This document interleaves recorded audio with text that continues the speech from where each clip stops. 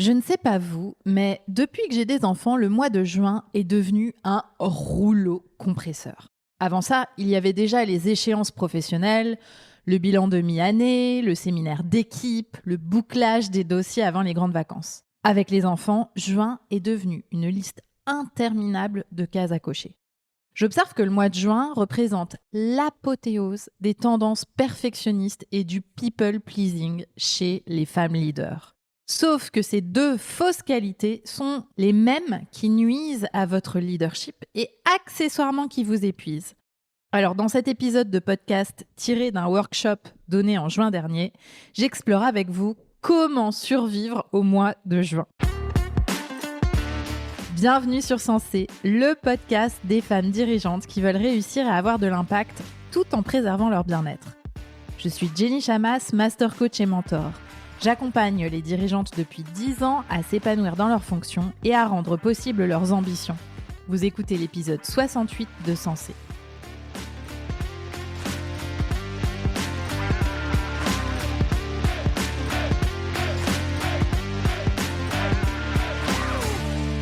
Bonjour et bienvenue dans ce workshop consacré à comment survivre au mois de juin.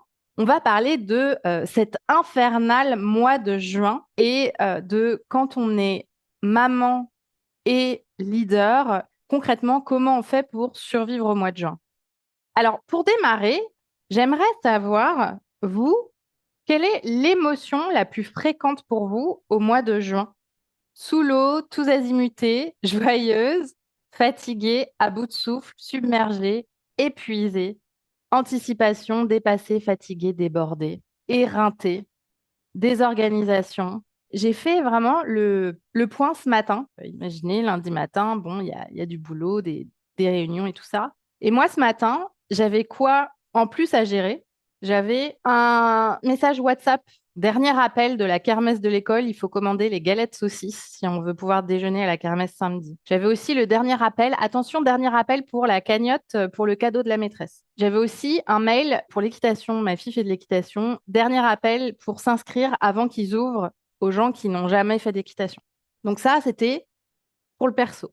Et ça, c'est sans compter le fait que, évidemment, on a un lundi normal, donc il y a tout ce que je fais le lundi normalement, c'est-à-dire des points d'équipe, des one-to-one. Mais en plus de ça, on est en juin, donc je suis en train de prévoir comment ça va se passer cet été, qui va partir quand. Ça, on le sait depuis un moment, mais du coup, qu'est-ce que ça implique dans l'organisation de l'équipe et qu'est-ce que moi, il faut que j'anticipe parce que je vais aussi partir. Et ça s'additionne à tout le boulot du quotidien. Et donc, effectivement, face à ça, le sentiment de surcharge, de fatigue, d'éreintement peut totalement surgir. Et j'imagine que vous, ça ressemble peu ou prou à ce que je traverse avec vos sujets à vous. Donc, dans un premier temps, ce que je vous propose, c'est d'observer pourquoi.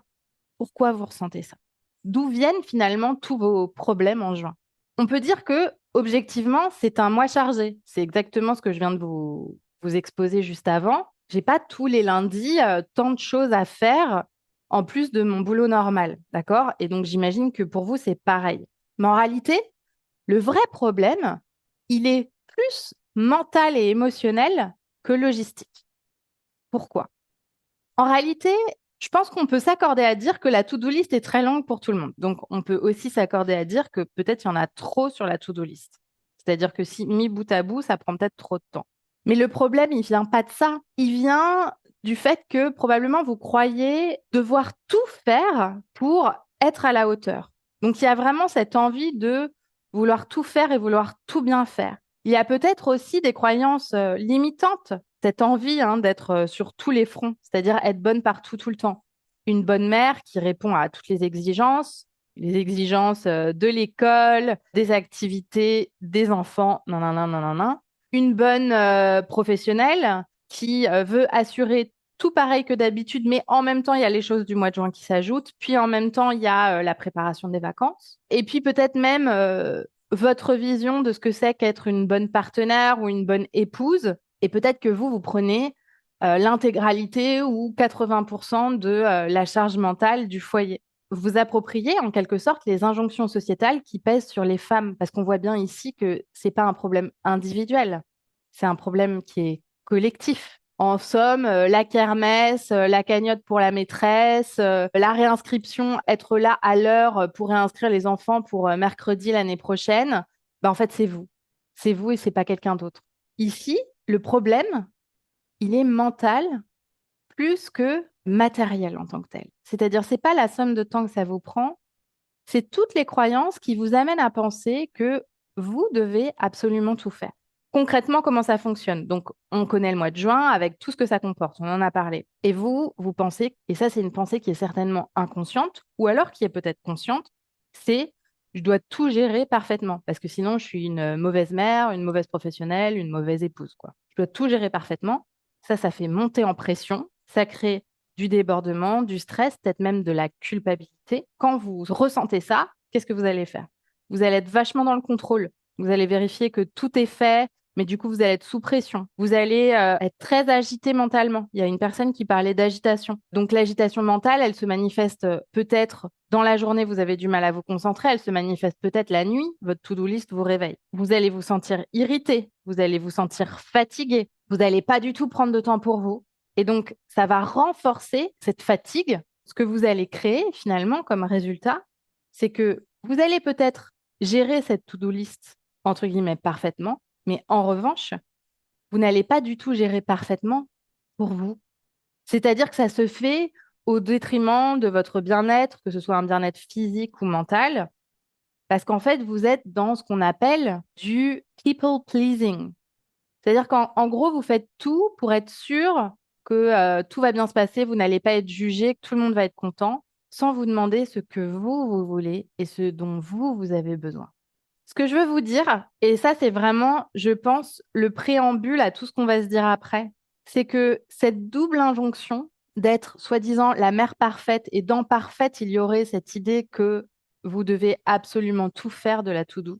Cette injonction qui tient alors à la fois d'être cette mère parfaite et cette professionnelle parfaite, et j'ai envie de dire, c'est presque une triple injonction, cette partenaire parfaite si vous êtes en couple, c'est un modèle mental qui est intenable. C'est intenable. C'est-à-dire, et je vous le dis, personne ne peut décemment tenir à ce rythme sur la durée. Ça n'est pas possible. Et j'ai envie de vous dire aussi, vous n'êtes pas seul.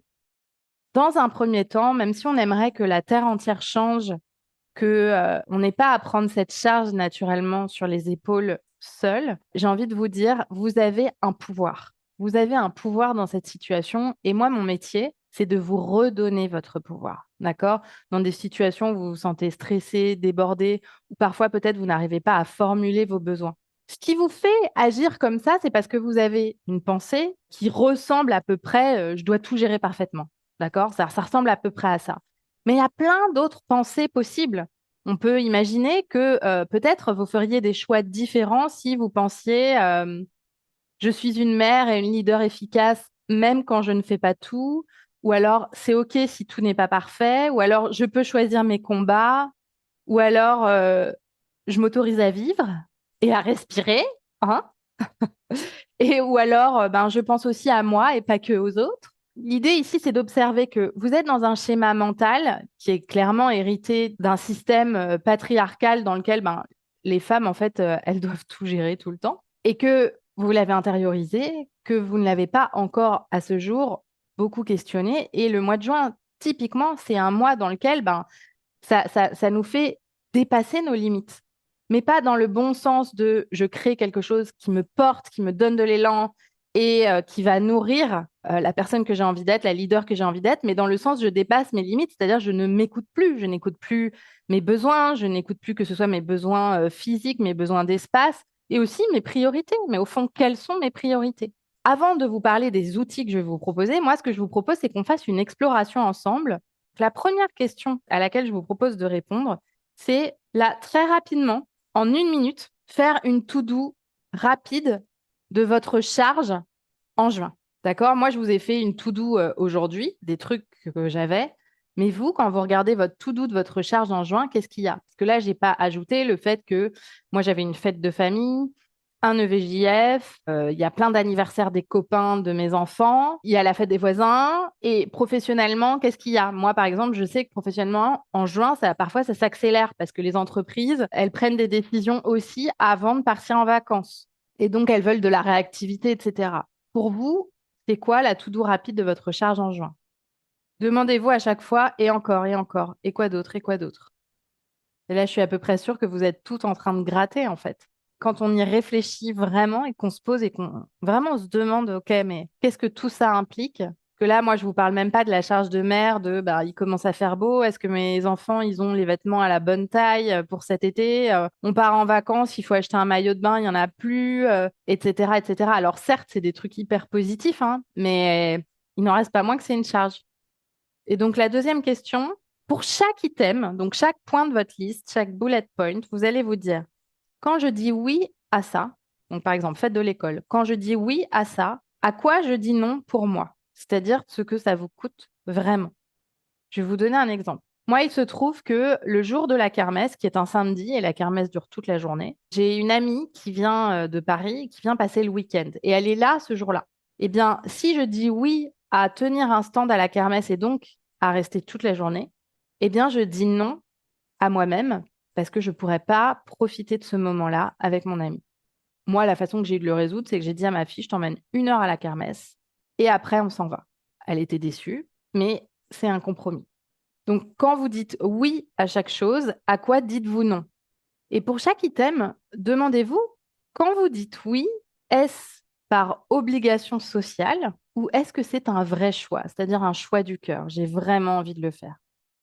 Vous pouvez vous poser la question sur les choses où vous avez observé que vous faites beaucoup par obligation sociale, peut-être les choses qui viennent moins du cœur en fait. Quels seraient les bénéfices à dire non, à reporter, à déléguer, à ne pas faire?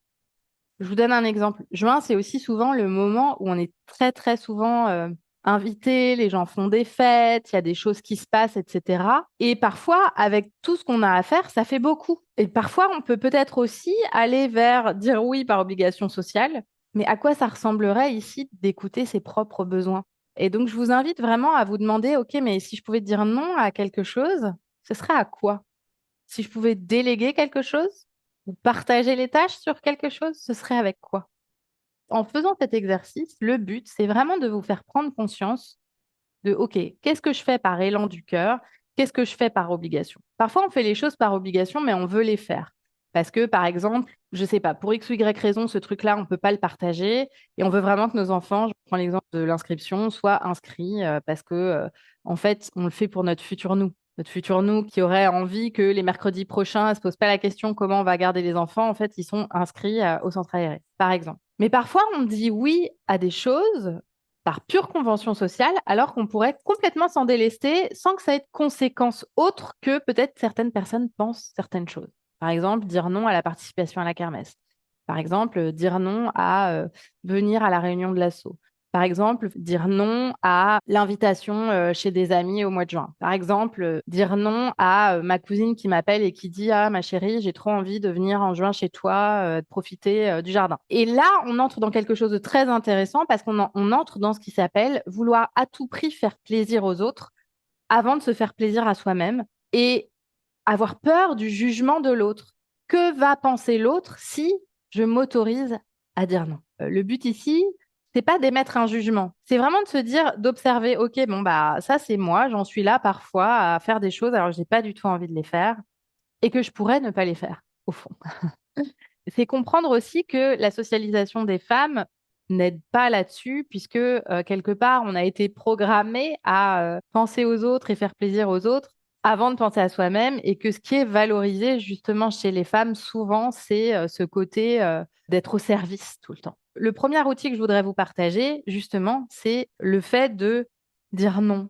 Dire non, de renoncer, de peut-être s'exposer au jugement, dire non pour dire oui à soi. Ce qui est beau aussi, c'est que on respecte davantage les gens qui osent dire non. Quelqu'un qui dit oui, on va tout le temps lui demander plein de trucs, et puis ça va jamais s'arrêter. Quelqu'un qui dit non, et on peut dire non avec le cœur, on n'est pas obligé de dire non sèchement, enfin, on choisit notre façon de dire non. Quelqu'un qui dit non, c'est aussi quelqu'un qui montre l'exemple du respect de ses besoins, du respect de son temps. Et quelque part, ça autorise les autres à faire pareil. Moi, j'aimerais que vous vous posiez la question là tout de suite. Pourquoi est-ce que vous dites oui à cette longue to-do list si c'est intenable?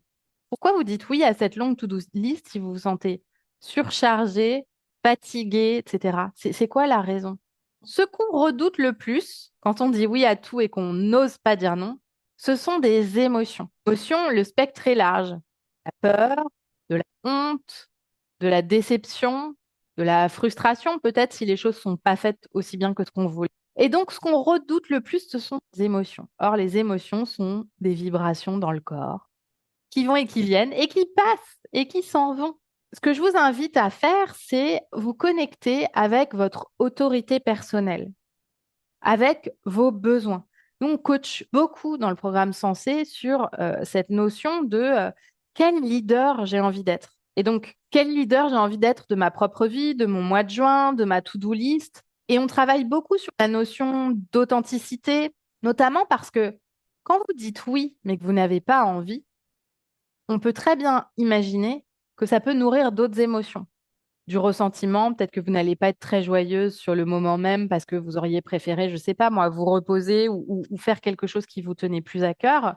Et donc, c'est important de se demander, OK, mais si j'étais seule et que vraiment je pouvais faire acte d'autorité personnelle, qu'est-ce que je choisirais pour moi? Et quand je dis oui alors que j'ai envie de dire non, de quoi j'ai peur? C'est quoi mon scénario du pire? Et peut-être ça vous permettra aussi de vous rendre compte que ce scénario du pire, il n'est pas plus dramatique que l'émotion que vous allez ressentir quand vous allez dire oui alors que vous n'avez pas envie. C'est-à-dire qu'en fait, on échange les émotions. Dans un cas, on risque peut-être de ressentir de la honte, mais dans l'autre cas, on ressent de la frustration, de la fatigue. C'est pas nécessairement mieux en fait. Et je voudrais aussi vous offrir cette pensée qui est que vous n'obtiendrez pas de médaille à dire toujours oui. Personne ne vous donnera de médaille.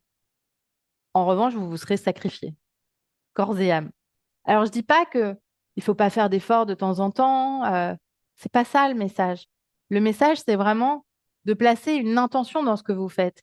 Et quand vous dites oui, parce que vous estimez que cet effort, il est important pour vous de le faire, alors vous le faites avec intention. Et dans ce cas-là, c'est peut-être de la fierté qui va vous transporter.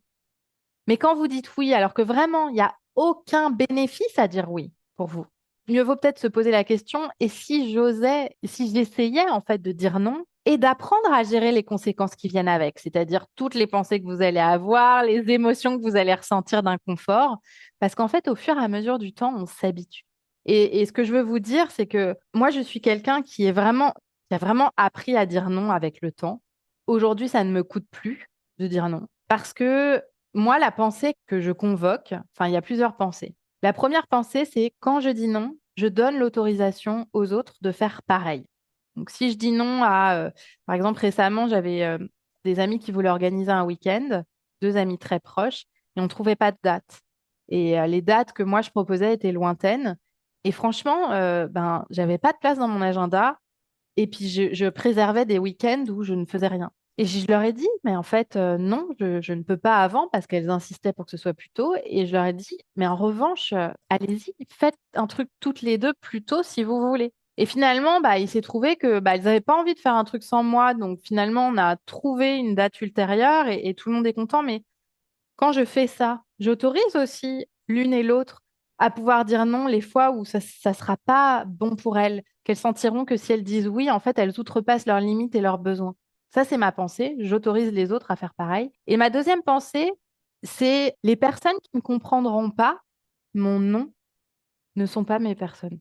C'est-à-dire que s'il y a du ressentiment quand je dis non de la part de certaines personnes, je le prends pas personnellement. Je me dis juste, ben, en fait, c'est leur propre filtre de vie, c'est leur propre regard sur la vie et sur ce que les femmes doivent faire ou pas faire, et que quelque part, ça me concerne pas trop. Moi, je suis juste un déclencheur de leurs émotions.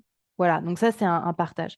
Donc, ce que je vous propose, c'est à quoi je vous propose de réfléchir maintenant pour cette clé numéro un, de savoir dire non, c'est de vous demander quel est le non le plus libérateur pour vous ce mois-ci. Si vous pouviez dire non à quelque chose qui serait libérateur pour vous, ce serait à quoi? Je vais vous dire, à chaque fois que vous allez dire non ce mois-ci, dites-vous que vous n'êtes pas seul et que vous faites un pas de plus vers la vous leader de vos besoins, leader de votre temps, leader de vos émotions, et que vous développez cette compétence à dire non, à préserver votre bien-être et votre temps.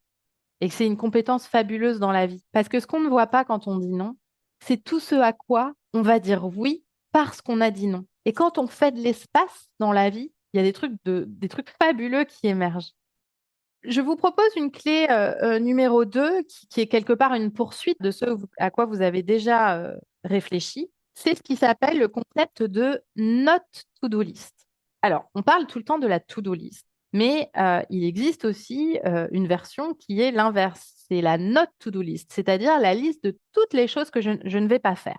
Or, le cerveau, pour lui, c'est extrêmement difficile de penser comme ça, de penser en creux. On a énormément de facilité à toujours ajouter, ajouter, ajouter, beaucoup plus de difficultés à retirer, d'accord? À renoncer. D'ailleurs, l'une d'entre vous parlait tout à l'heure de la peur de manquer, le fear of missing out, le fameux FOMO, la peur de manquer. Par exemple, si je dis non à cette fête que j'y vais pas, mais ça se trouve, j'ai manqué un bon moment, ou comme moi, l'histoire de mon week-end avec mes amis que j'aime d'amour. Ben oui, à un moment, je me suis dit, bon, bah, ça se trouve, elles vont passer des bons moments, je serai pas là. Mais bon, d'un autre côté, moi, je préserve voilà, mon bien-être, ma famille, le fait d'être aussi présente parce que j'ai été beaucoup absente, etc. Donc, ce que je vous propose là, c'est un petit exercice très inconfortable qui est de faire votre not to-do list pour le mois de juin. Et donc, il y a peut-être des choses qui sont déjà sur la liste de ce à quoi vous allez dire non, mais peut-être aussi des choses que vous avez l'habitude de faire sans vous poser de questions, mais peut-être au mois de juin, ce serait une bonne idée de ne pas le faire parce que ça vous allégerait. Vous pouvez, par exemple, vous poser la question suivante. Si je devais faire le mois de juin avec 30% d'efforts en moins, qu'est-ce que je supprimerais? Et là, faites votre note to-do list. Et cet exercice qu'on fait, c'est vraiment justement de choisir ses priorités en se disant, OK, mais qu'est-ce qui compte le plus pour moi et qu'est-ce que je peux mettre de côté? C'est pas parce qu'on dit non à quelque chose qu'on va pas prioriser, par exemple, sa famille ou ses enfants si on a envie de les prioriser. C'est plus de se dire, OK, mais quand je vais vivre l'instant, comment je peux le vivre si je respecte mon temps? Parce que ce qu'on a vu au début aussi, c'est que c'était intenable de dire oui à absolument tout au mois de juin. Parce qu'en fait, tout cumulé, ça rentre pas. Effectivement, le cerveau va trouver à chaque fois une excuse, mais non, mais ça, c'est important, etc. L'idée, c'est pas nécessairement de faire moins pour faire moins, c'est de faire moins pour être plus aligné avec soi et ce à quoi on dit vraiment oui, c'est-à-dire nos priorités, être vraiment là, vraiment présente, vraiment dans l'action juste. Voilà, on a vu deux clés très importantes. Je vous invite aussi à considérer que le débordement, la fatigue, etc., peuvent être tempérées, modérées, en étant présente à soi et à son corps. Et notamment, par exemple, en prenant quelques respirations. Donc, ce que je vous propose ici, c'est de le faire ensemble, de poser les deux pieds à plat sur le sol. Et on va faire un truc très, très simple ensemble, que vous pouvez refaire quand vous voulez, quand justement vous sentez que là, paf, paf, paf, ça devient trop, ça devient too much. La tension monte, la pression monte, le stress monte. Ça peut être fait plusieurs fois dans la journée. Donc, vous mettez vos deux pieds à plat sur le sol. Vous êtes assise le dos droit. Vous relâchez vos épaules, votre front. Vous relâchez votre ventre aussi qui peut être s'arrondi. Puis on va venir prendre 3 profondes inspirations en relâchant par la bouche. Et si vous voulez, si vous avez envie, vous pouvez fermer les yeux.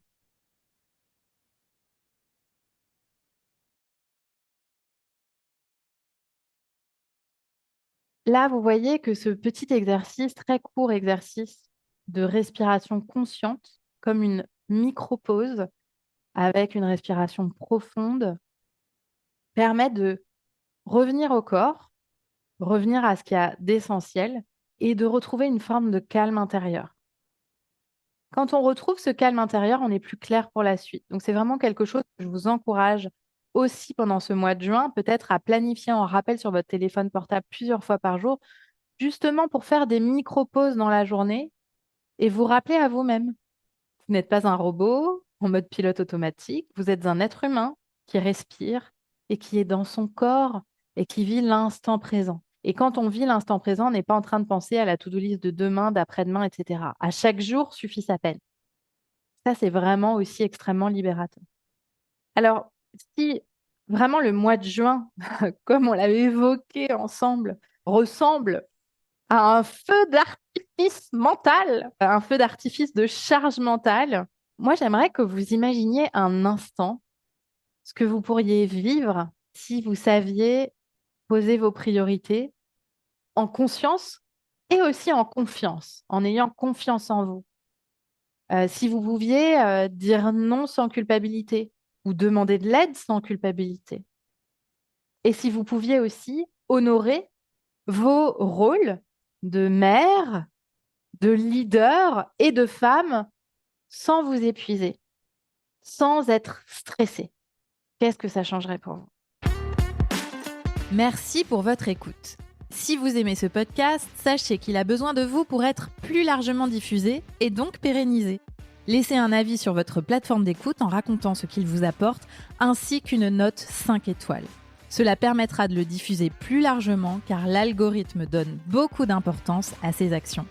Et rendez-vous la semaine prochaine pour un nouvel épisode.